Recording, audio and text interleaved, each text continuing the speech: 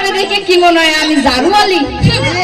আমি হইলাম কাজের মাইয়া। ছোটবেলা থেকে আমার আশা আছিল আমি একদিন বড় একটা কাজের মাইয়া হবো।